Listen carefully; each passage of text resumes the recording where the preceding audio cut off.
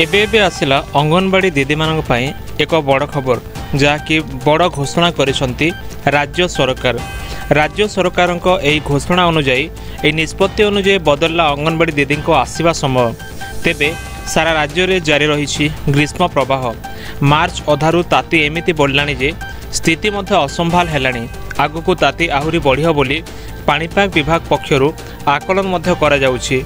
तेबे एहारे भितरे ग्रीष्म प्रवाह को दृष्टि रखी राज्य सरकार नेछंती आ एक बड़ पदक्षेप बदलिछि अंगनवाड़ी को आसीबा समय। तेबे ग्रीष्म प्रवाह को दृष्टि रखी शिशुमानक सुरक्षा निमंते उभय निजस्व गृह एवं विद्यालय गृह रे चालुथिबा अंगनवाड़ी गुड़िकर समय को सकाल 7टारू सकाल 9टा पर्यंत करियाकू विभाग पक्षरु निर्देश दिया जाइछि। एने ट्विटर अकाउंट रे ट्वीट करी सूचना देछंती उपमुख्यमंत्री प्रभाती परिडा। एबे एबे आसिला अंगनवाड़ी दीदी मानक पई एक बड़ खबर जहाँकि बड़ घोषणा करिसंती राज्य सरकार। राज्य सरकारक एही घोषणा अनुଯାयी ए निष्पत्ति अनुଯାयी बदलला अंगनवाड़ी दीदी को आसीबा समय। तेबे सारा राज्य में जारी रही ग्रीष्म प्रवाह।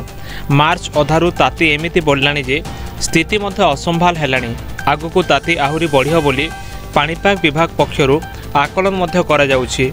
तेबे एहारे भितरे ग्रीष्म प्रवाह को दृष्टि रखी राज्य सरकार नेछंती आ एक बड़ पदक्षेप बदलिछि अंगनवाड़ी को आसीबा समय। तेबे ग्रीष्म प्रवाह को दृष्टि रखी शिशुमानक सुरक्षा निमंते उभय निजस्व गृह एवं विद्यालय गृह रे चालुथिबा अंगनवाड़ी गुड़िकर समय को सकाल 7टारू सकाल 9टा पर्यंत करियाकू विभाग पक्षरु निर्देश दिया जाइछि। एने ट्विटर अकाउंट रे ट्वीट करी सूचना देछंती उपमुख्यमंत्री प्रभाती परिडा।